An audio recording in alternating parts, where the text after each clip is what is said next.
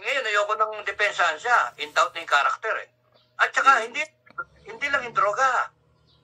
You see the leader eh. Lacking, no? Nasaan siya? May namatay na sundalo. Nasaan siya yung may mga na-ambush, may namatay? Nasaan siya nung may mga sakuna, yung mga natabunan? Lintik party dito eh. O kaya abroad eh.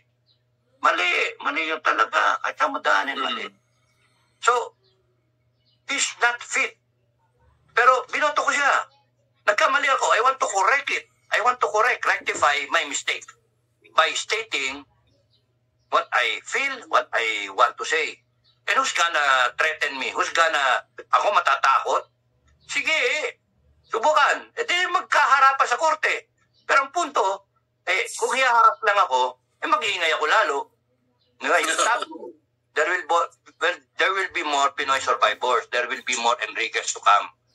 And I still believe na yung ating mga MUP, men in uniform, retired, and active, alam nila yung nangyayari. Nasabi ko na timing kasi I wanted to cater to Sara presidency for 10 years, no? Because I believe she can hack it, she can do it. But come to think of it, it shouldn't be the mindset of Sara Duterte, which is not the mindset of Sara Duterte. He is clean na tao, di ba? Professional lang, trabaho lang. And I like her for that, no? That's why I am supporting still yung magkaroon siya ng 10 years by a transition, yun yung sagot eh, a transition na team na ilalatag yung gusto ng taong bayan na nauna tayo, nauna. And then, pagka siya, kapi-kapi muna. Pag-usapan mo ng transition team, ilatag mo na yung gusto ng taong bayan, and then pagka siya, binigyan na natin ng power, she assumes na rise up as the president na kung talagang siya ang kinakailangan na kasi siya yung mandated eh, no? Mamaya, kita mo yung Congress natin eh. Hindi nga tinanong yung tamang tanong doon sa Lotto eh. Doon sa PCSO. 5 game, tinamaan yung jackpot, 1.7 billion. Tinamaan yung jackpot. Naman. Ang tanong, is that possible? Is that highly probable? Is that possible? Yung ganun ba? Yung tamang tanong eh. So call in mathematician or a statistician na yung in all probability, pwede ba mangyari yun? 5 game, 642, 645, 48, di ba? 49, tapos nun, 52, 55, 100 million, yung tatlo, yung dalawa, tapos 500 million, yung tatlo, pwede 1.7 billion lahat, tinamaan in less than, buong December, less than naman. Napaka-imposible nun, kaya something is wrong.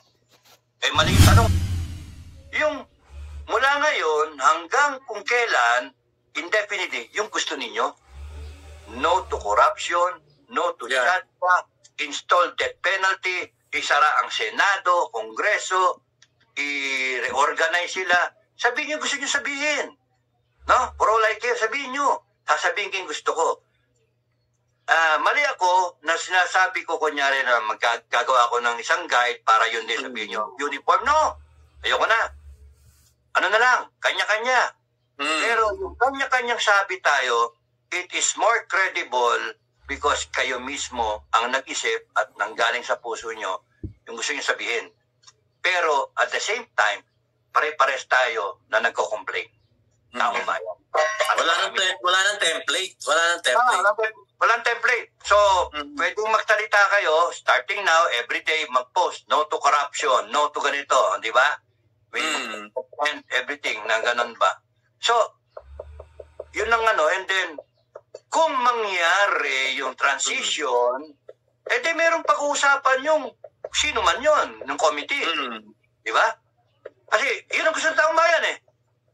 At kung sakaling hindi sundin nyo ng transition at umupo na si BP, meron din siya susundin. Kasi yun sinabi ng taong bayan eh.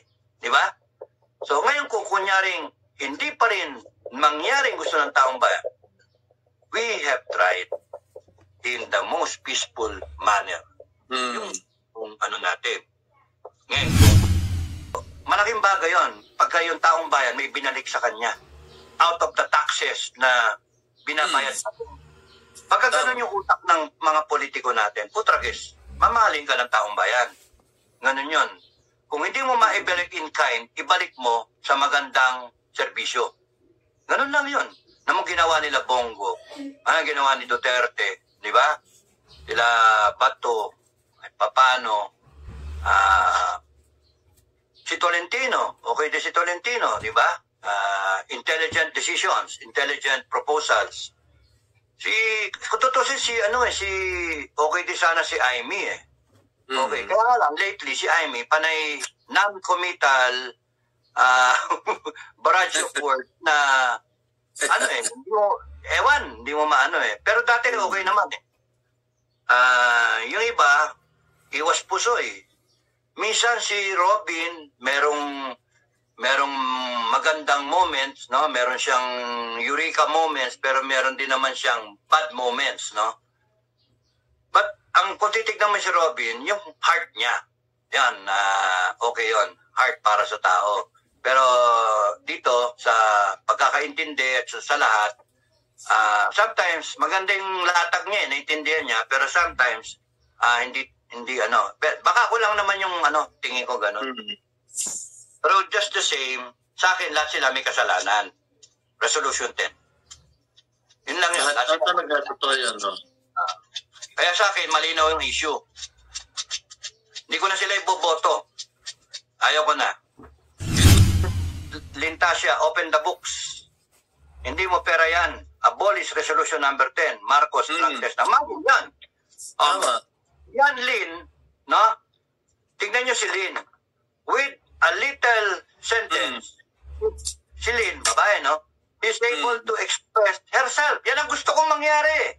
Sabihin mo, yung ulitin ko yung sabi niya, open the books, naka-all caps pa siya. Open the books. Hindi mo pera lang.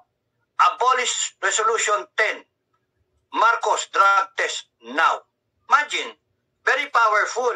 Eh kung may 1 milyon na na nagsalitang ganyan, kung 20 million pa, malinaw na hindi lang isang Dado Enrique, hindi lang isang Lux Sullivan na DIY kay Binano, informative ang nagsasabi.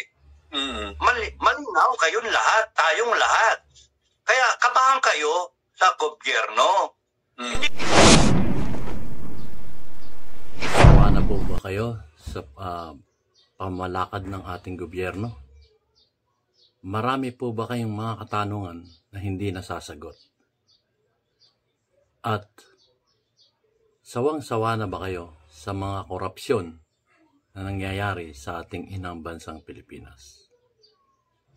Ito po ang inyong lingkod, si DIY KKB Informative, at matutunghayan po natin yung interview natin kay Sir Dado, si Captain General Clemente Enrique Jr. ng Scout Rangers. At ipapaliwanag niya dito ang mga detalye na gusto niyong malaman. Go ahead, Sir Dado. Explain niyo po sa kanila ang dapat gawin.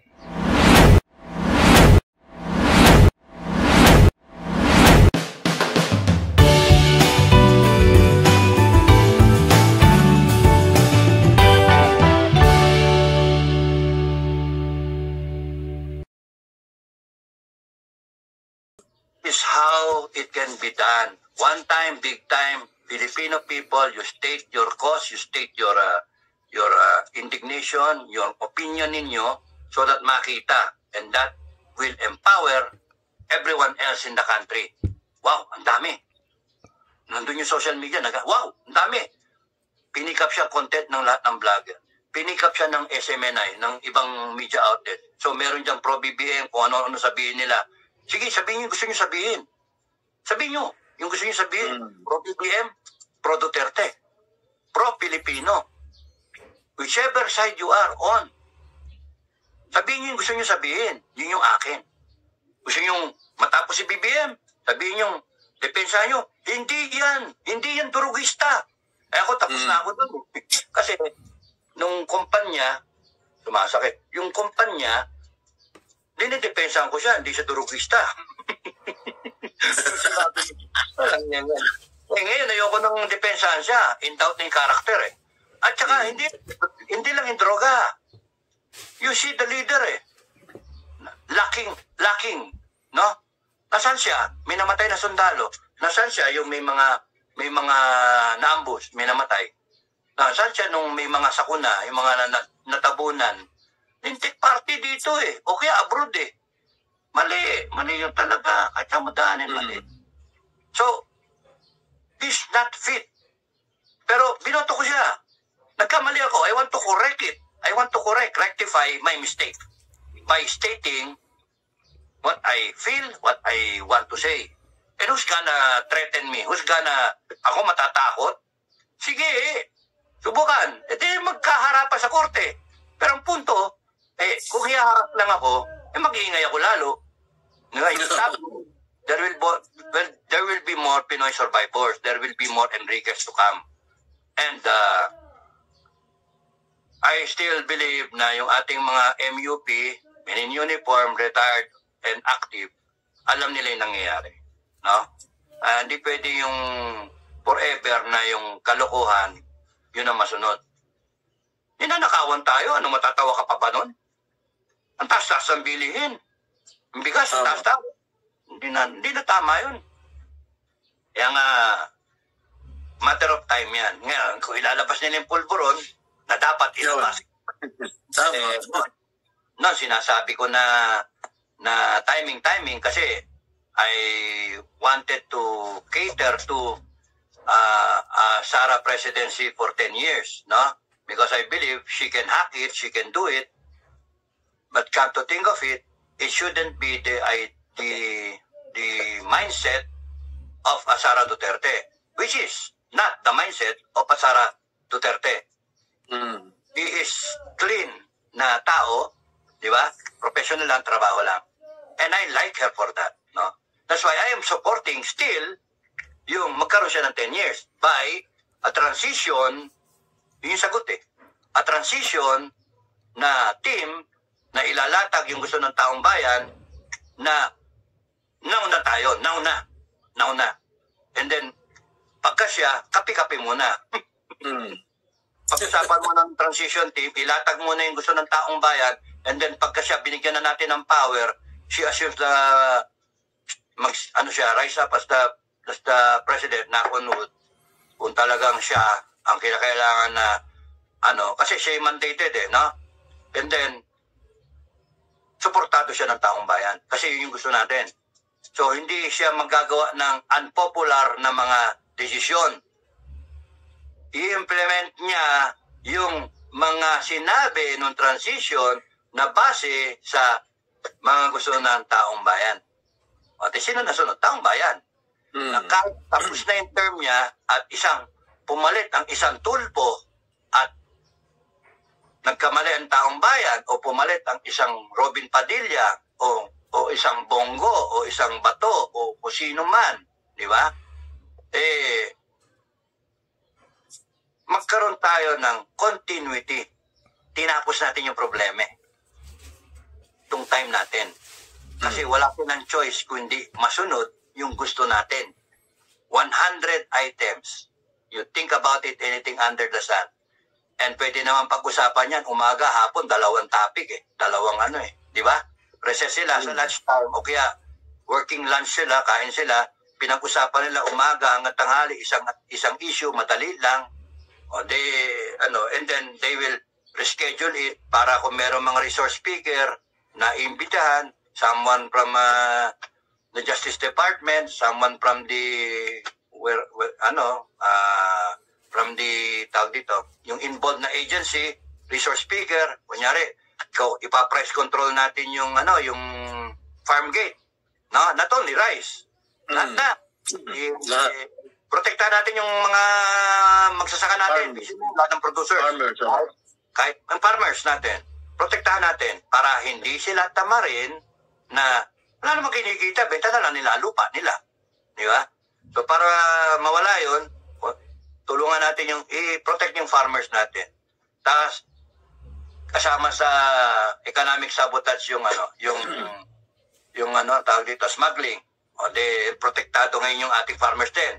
Tapos mawala yung middleman kasi protektado naman yung dito sa may price control.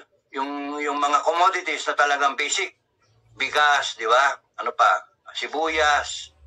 Lahat ng basic pa. Naalala ko tuloy yung repolyo, Sir Tado. Yung una interview ko sa iyo. No? Yung repolyo, yung pinulok na lang nila kaysa sa maging pera. Kasi mas magastos pagka tatali nila So kagaya nun, kung ayusin mo yung middleman, mawala yung middleman, bigyan mo yung farmers cooperative kung paano yung shipment ng mga produkto. Pwedeng tulungan pa ng armed forces kung yun nga. Or kaya i-charter mo yung mga eroplano ba na cargo aircraft ba. Depende kung ano yung pwedeng gawin. Ang gagawin ng bakit hindi na lang gobyerno ang mag-employ ng mga tao para tumulong dun sa pagdala ng mga produkto ng farmers papunta sa merkado. May tulong din ang mga armed forces doon sa transportation. Pwede. Kasi nga, kaya nga nandyan yung council, merong nagre-representa, pwede nila patawag para doon sa papatawag na yung kasi may central figure doon na sabihin, kunyari, topic natin is about yan, no? No?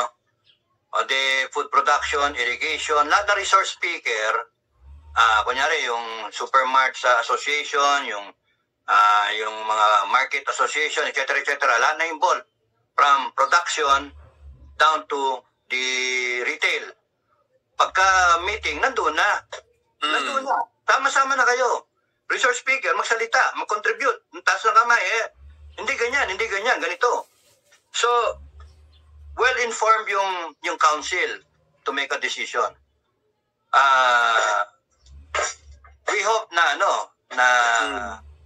lalo na kung kunyari may taga-academe, no? Hindi sila necessarily member ng council. Pwede silang resource speaker Kung ilang retired na mga negosyante o whatever, current na negosyante. Sige, para may say sila dun sa apektado sila. Kung ganun ba? Pero hindi nakasama yung middleman. Kasi doon nagkakaroon ng problema mga businessman na nagbi-middleman pa doon sa mga major product natin na kagaya ng gulay, ng bigas, wala nang middleman. Or the council can come out with an intelligent solution that will be a win-win solution. Masaya yung farmer, masaya yung consumer, tayo yon. Masaya yung retailer, masaya kung sino man yung middleman. There is a system na yung kita naka-structure lang na 10 piso lang talaga yung paglalaruan o whatever. Minus mo na yung cost. Kunyari, ito lang yung cost. So, ito lang yung pag-ano nila. Because they go by volume. Pwede naman silang sama-sama sa cooperative na mga there's got to be a solution somewhere. And it is not us who will decide. Sa akin, tama na yung basic na nandyan yung tao, nandyan yung gusto ng tao, gusto ng taong bayan. Sila yung may access sa lahat ng information. Tanungin nila yung tamang tanong. Pwede kong umattend doon, araw-arawin, pilit na lang ako sa somewhere.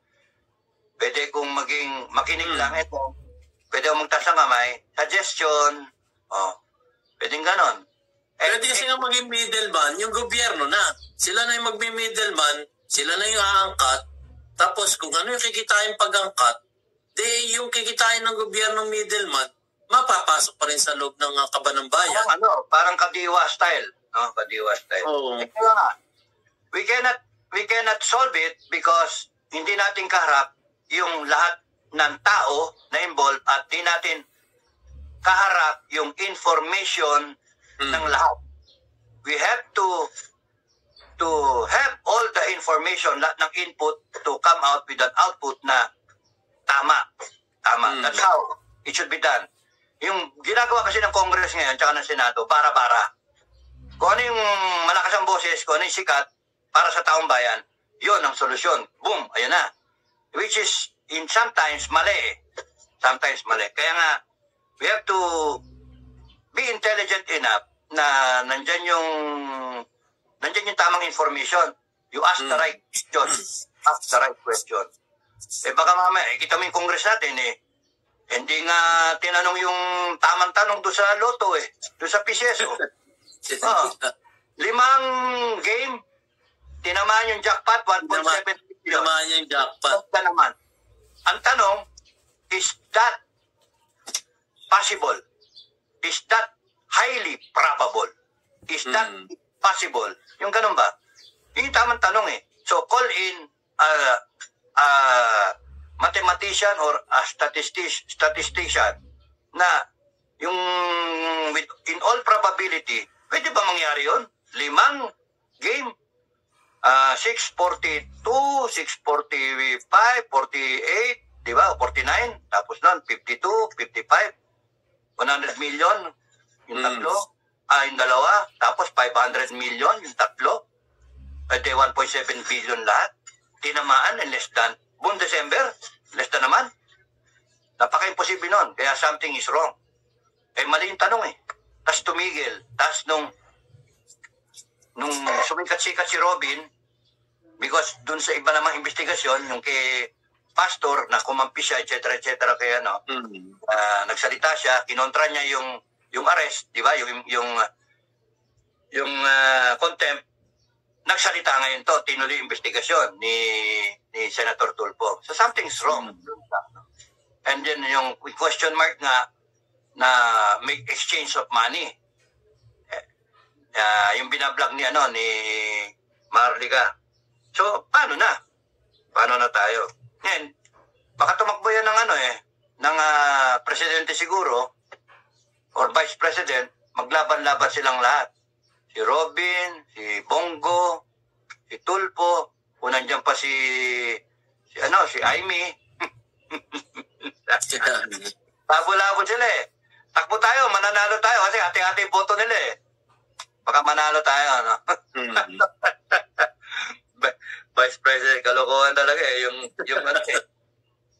para bang yung taong bayan kasi pag kami nakita na pag-asa ka ng tao, ayan na, sir, takbo ka, sir, ganyan, ikaw. Ang Filipino people, ay, nako, kayo ang pag-asa ng tao, hindi ako, hindi si Sara, hindi si Marlica, hindi yung sila Banat Bay, o lahat ng vlogger, o si Macanas, o si Metran. Hindi It has to be lahat tayo, whole of nation approach. Hindi kaya na isang tao. Ang problema ng Pilipinas, kasi accumulated na yan, 100 years of independence, lumarga ng lumarga yung mga politikong gago. Yung puno ng politika lumaki, nanganak pa. Kaya you have to deal with it now as a whole of nation. May maghuhukay ng ugat, may magtatabas ng puno hanggang putulin yung putulin lahat. And see to it na wala nang matitira. Hindi pwede yung bara-bara tayo, magpalit lang tayo, tas yun na. Kaya sinabi ko sa vlog after yung people power, what's next, di ba?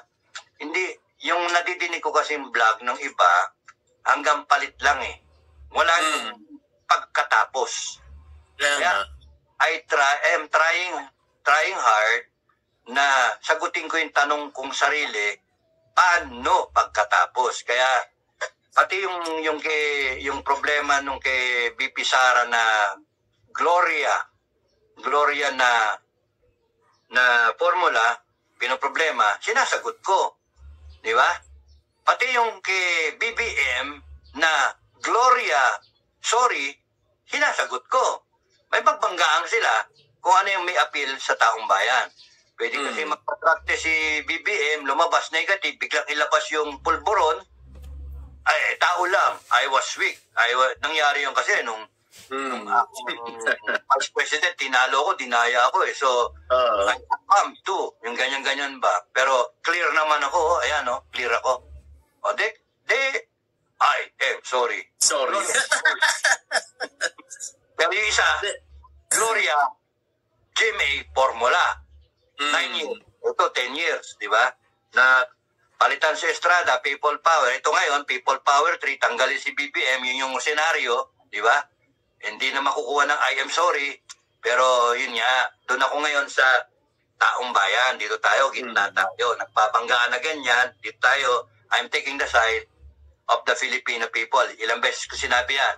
I'm taking the side of the Filipino people.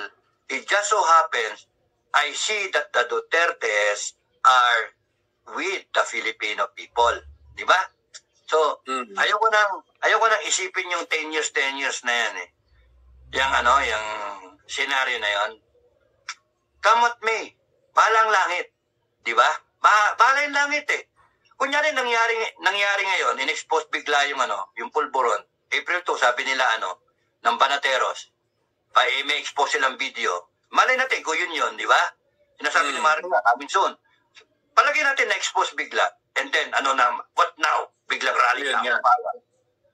Maganda, sinasabi na rin ninyo yung mula ngayon hanggang kung kailan, indefinitely, yung gusto ninyo.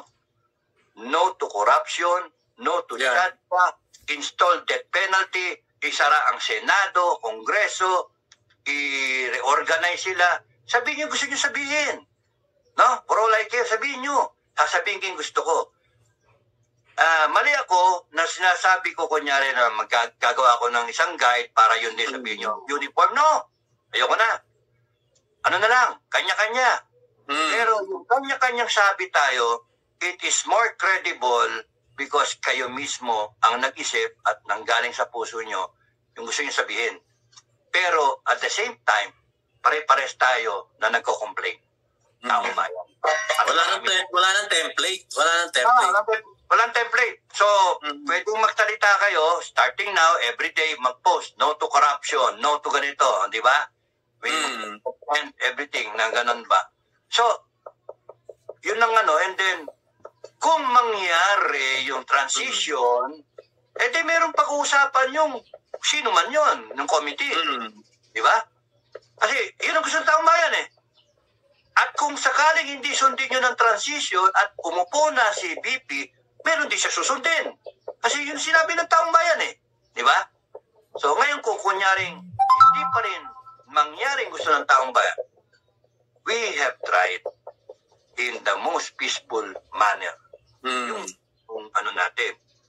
Ngayon kung kunyari another 100 years tayo na ganyan, wala na ako nun, wala ka na. Yung mga susunod na lang. We tried. Kaya nga, ang tanong, masasabi mo ba na lahat tayo na Pilipino nag-try? Wala pa nga nagpo-post eh. Diba? Pag-post muna tayo. Ano masabi nyo? Madalas ako mag-post eh. Yung kagaya nga yung patungkol dito sa judiciary, yun, pinost ko na yun. Sabi ko, gawan nyo ng paraan. Ayoko kumbaga, gumawa kayo ng paraan. Isa sa ayaw ko yun eh. Ayaw silang gumawa ng paraan. Patungkol din sa tagal ng problema, hindi sila gumagawa ng paraan. Lawmaker nga sila eh. So, ayoko na doon sa mga dating mga lawmaker. Palitan na natin yung mga dating lawmaker na yan. Sinasabi sila honorable. Hindi na sila honorable. Kasi ang tagal na nung batas na yun na yung problema na yun hindi pa rin nila sinusolusyonan at kung sino-sino pa yung kanilang kung sino-sino pa yung kaya ako pabor ako dun sa isara na yung dalawang yan isara na yung problema upper. Ang daming problema, nakakainis. Kaya nga, why would you have the ambition na maging presidente ka o vice ka o senator ka kung dahil problema ng Pilipinas? Ang mas maganda nga yan, tayo, as the board, isipin natin, we all contribute to sa one whole of nation approach, solving natin yung problem. Kaya naman by just declaring. Isipin mo, 100 yun. 100 days, kunyari, ang gawin mong contribution, meron kang 100 na issue na gustong ayusin. Diba? And then, mabasa naman yan.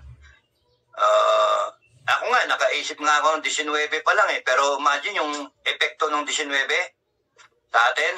Talagang move forward tayo nun. isipin mo, accountability, transparency, walang pondo na hindi niresibo. Imagine that. Paano pa, kahit discretionary, Office of the President, wala, lahat yan resibo. Sabihin, sir, di pwede yun, sir. Anong di pwede? Ano ba pera yan? Anong di pwede? Lahat na ilalabas sa pera, ireresibo. Now, ang ano doon, parang confidentiality ang gusto ninyo, mag-allocate tayo ng COA na team na merong security clearance, sila ang pwede. And then may counter check, no? Para hindi maabuso. Who will check the checker? No? So, kasi pwede mag-ano to, kunyari, ang involved 1 billion, tapos bigyan mo yung COA ng 20 million, 50 million para lusot siya, hindi pwede. Kaya nga may death penalty pa rin. Merong pag-usapan kung paano makakounter yon, di ba? Ewan ko, problema nila yun, isipin. Basta sa akin, ang guideline, walang pera, walang piso na ilalabas natin sa budget na hindi in-explain ng resibo. Lahat nakaresibo. Transparency, accountability. Wala tayong problema. Ilang bilyon yan na gastusin para sa isang kalsade o isang tulay o isang project na income generating, kahit nga maggawa tayo ng steel mill, sarili, $20 billion. 20 million dollars ba? $20 billion. Ewan ko. To put up a high-tech modern steel mill. Okay lang. Okay lang.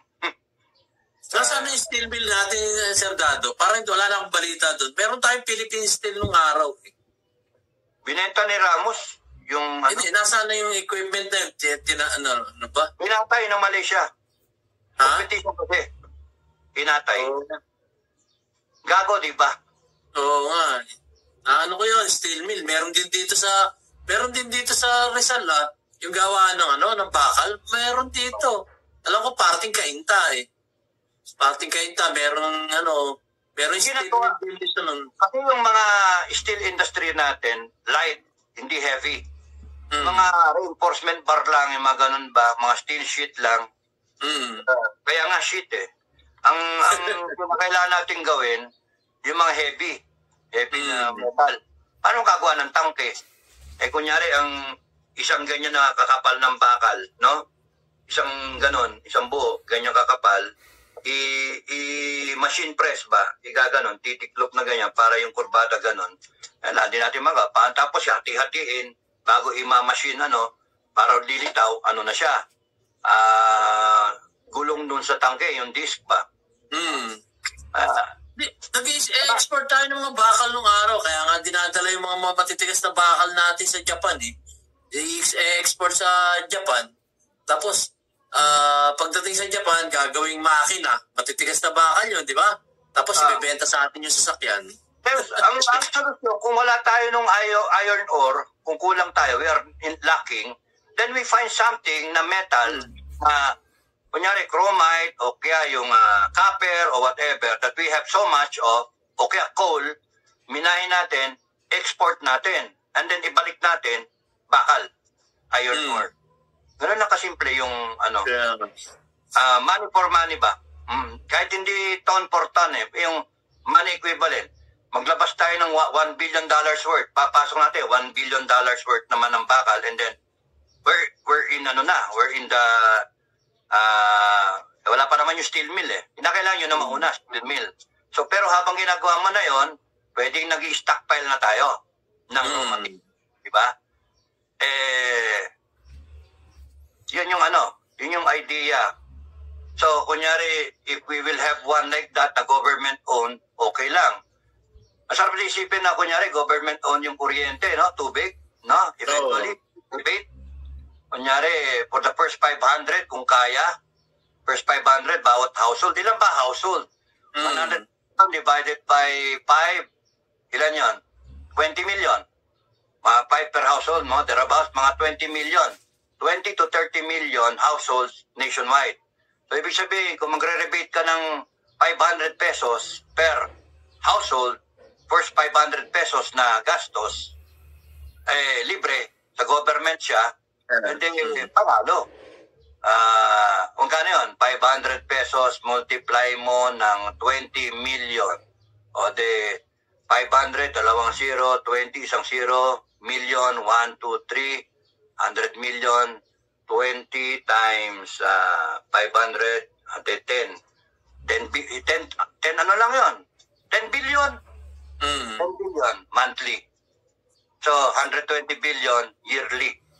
Rebated na yung kuryente natin. So, kunyaring kumikita ng, ewan ko baka may ano doon sa pero kukumpitin lang yan, ano? Yung tamang competition lang yan. Pero kung kunyaring ganun nga yun, pwedeng ma-rebate yung, kung kikita yun ng trillion, pwedeng ma-rebate yung kuryente natin. Kahit nga hindi 500 laking bagay nga ng 200 Kasi 200 will kunyari, yung first 200 pesos libre. Kasi yung kuryente tayo may-ari Kaya nga, hindi. Tsaka kami, meron kami noon. Nung nasa gobyerno pa yung Meralco, merong natatanggap ang nanay ko na cheque.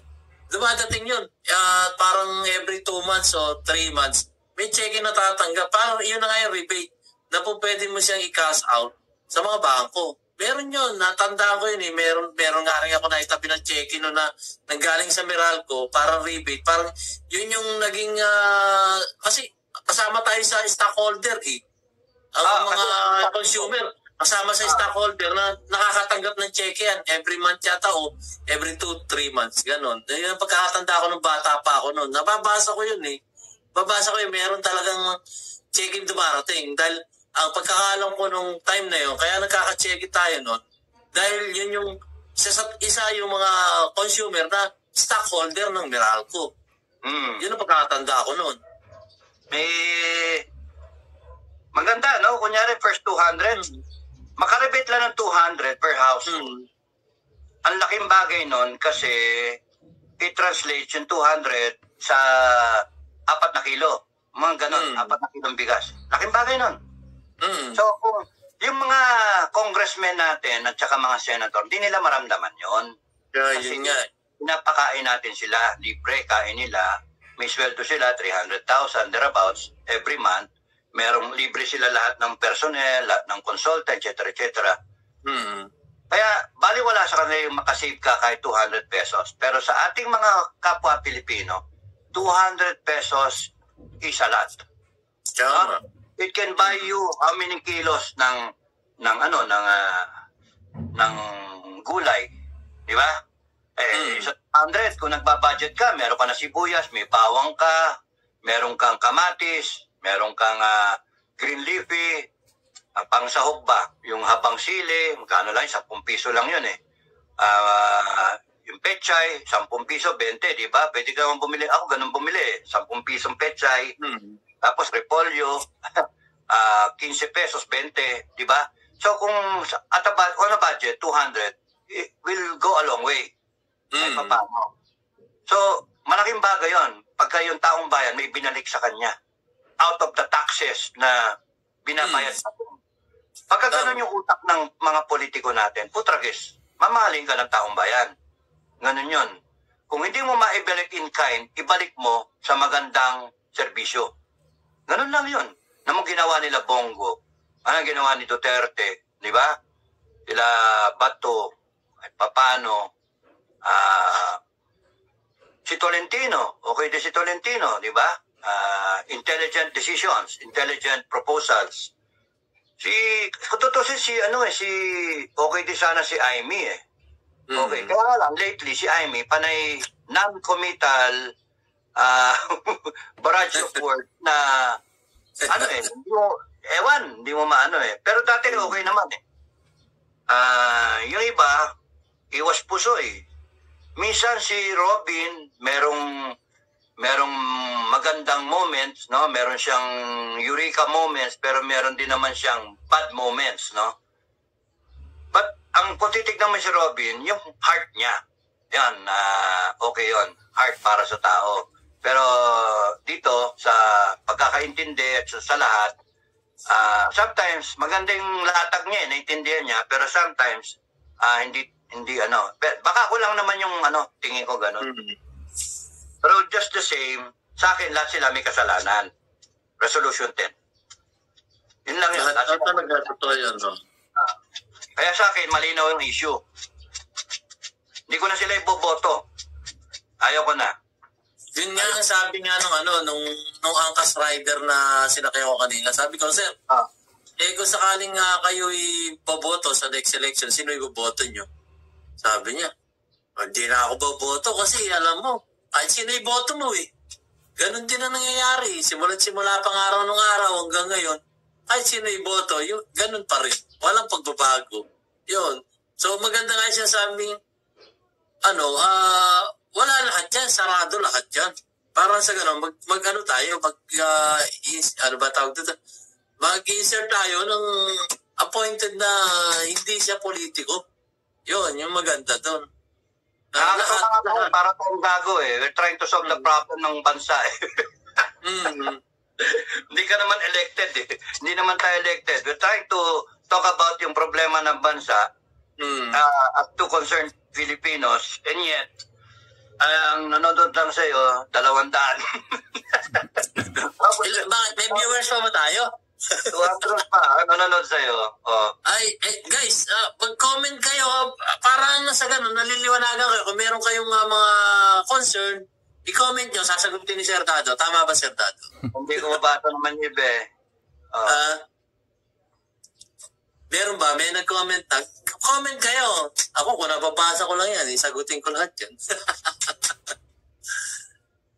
meron na ba, Sir Dado? Meron. Lian Pogi. Yewang ko iba. For me, it's better to enforce na muna ang death penalty sa public servant. Tama. Gigil.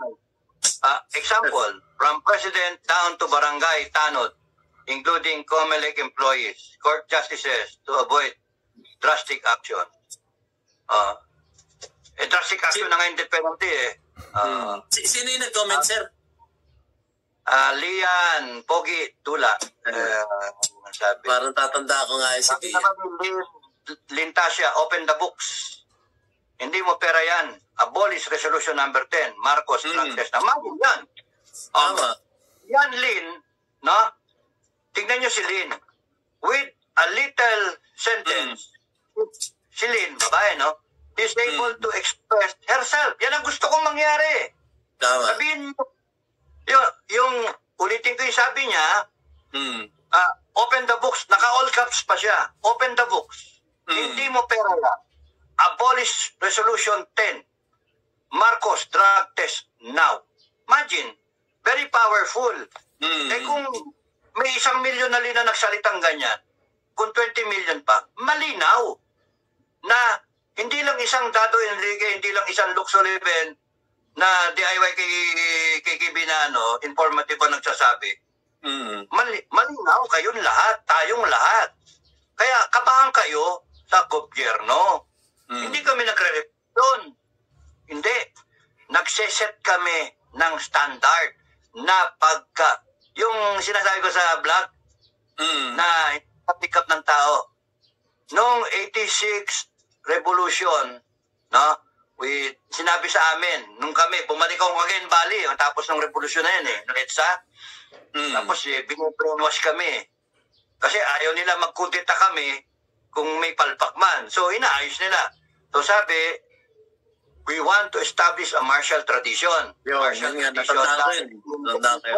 But in any case, the politicians, kung anumang government yan, in whatever time, the military will step in again to correct everything. Tama na sana yon. Tama na sana. Pero hindi na-appreciate nung mga kernel na nagsasabi sa amin na isang first lieutenant at that time, ako, na nag-iisip, ang galing martial tradition. Imagine na. Now, 40 years later, o 38 years later, tama yung martial tradition. Tama yung tradition at the minimum yung phrase. Pero hindi military.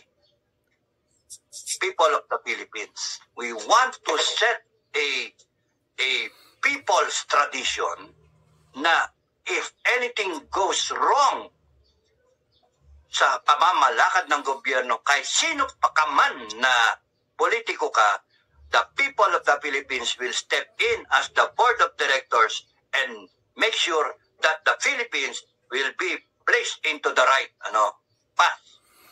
Yun dapat.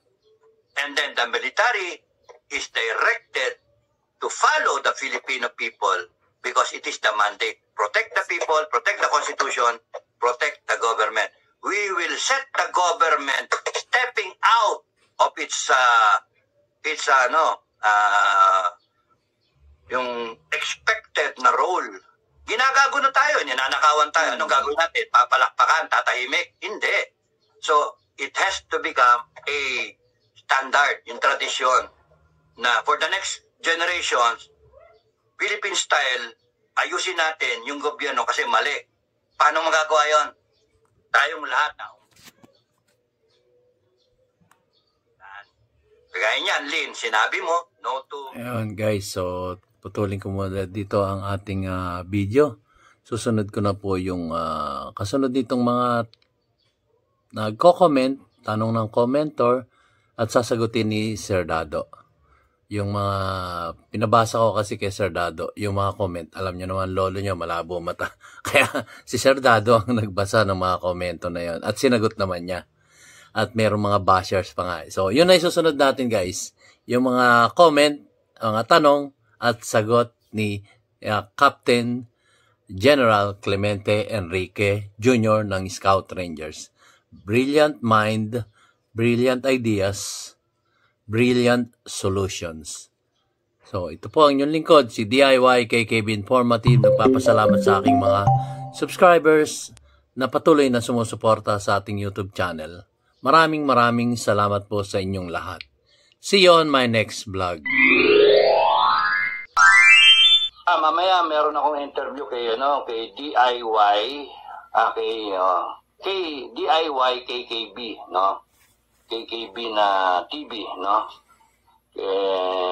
Tapos noon, pinaunlakan ko dahil sa gusto kong suportahan natin siya, no? Gusto kong suportahan natin siya. Tignan niyo yung channel niya, tapos noon, I am authorizing him na kunin yung aking mga content ng videos and then explain pa niya, no? Magkakausap naman kami. So that kung sino man yung subscriber dito, subscribe ka rin kayo sa kanya, no? Support nyo rin. At tingin ko dito, tunay na Pilipino he's out na, imagine, bumiyahe pa siya para lang makipag-meet sa akin. Kaya nga, that's why I stayed up para I will really meet him sa stasyon.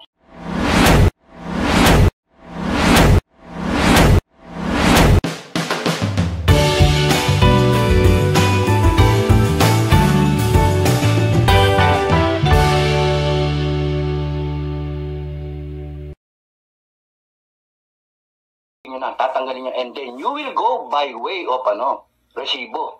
Pero sino niloloko namin? Sino niloloko nyo? Kami? Utu-utu kami. Hindi. Tutuyuin nyo naman yan.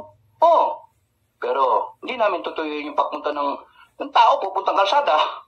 Masasara kayo. Pagka ang tao nainis talaga sa inyo, magkakaroon tayo ng giyar. Kaya nga, again, further, to my classmate, General Anyo, National Security Advisor. When I was with the National Intelligence Coordinating Agency, nagpapabigay yung Director General, then General Gañeso, sa Presidente ng Pilipinas na Intelligence Brief and whatever you call that, pati sa National Security Council, na threats to national security. Bok Ed, dagdagan mo yung, lagyan mo additional, libreng advice, pero bahala kung tatanggipin mo hindi. Piso na lang, piso. Utang ka piso sa akin. Basta, ang gawin mong, dagdag mo doon, one threat to national security is legalized corruption. No? Bakit? Kasi kung hindi yan mawawala, kung hindi yan i-address ng mga concerned people, magkakagulo ang Pilipinas. Mapipilitan ang military na kumilos and ayaw natin ng ganon. Ayaw natin ng kudeta, ayaw natin ng military adventurism. Dumaan na tayong lahat doon. Ayaw natin ng ganon. Alam nating mali. Because guys, yung mga nagpupush ng military takeover, yung nagpupush ng military intervention, military junta, etc., o revolutionary, delikado yon. Why? Because ang nagsimula ng lahat ng problema nato is yung corruption. No? It's a bad thing. It's a cancer in government. Now, kung kunyaring may mag-take over, ay ganito pala rito, maraming pera pala rito, paulit-ulit. And then, wala na. Patong-patong. Kaya, people can be corrupted once they are in power. Okay? So, mas maganda, ayusin na lang natin tong Pilipinas. Kung paano? Ewan ko sa inyo, Congress. Kayo may problema, hindi ako. Kasi ako, marcha lang ako sa kalsada. So, yun yung legalize threat to national security. And Congress and Senate, complicit doon. Di ba? Complicit. Ginagawa nila eh. And then, walang nagbabago. 15 Congress pa yan. Kaya sabi ko, wow, sino ba yung member ng 15 Congress na nag-fail yung Sino? Sino yung mga tumakbo noon? Sana. Ang masama doon sa deliberation, sinabi, walang objection. So talagang, paano? Lahat makikinabang eh. No objection. For that matter, no objection. So, wala. So, tignan ko kung masasali ko na lang dito sa description yung yung link, no? Ng, kung nasaan yung Senate resolution na yung concurrent resolution.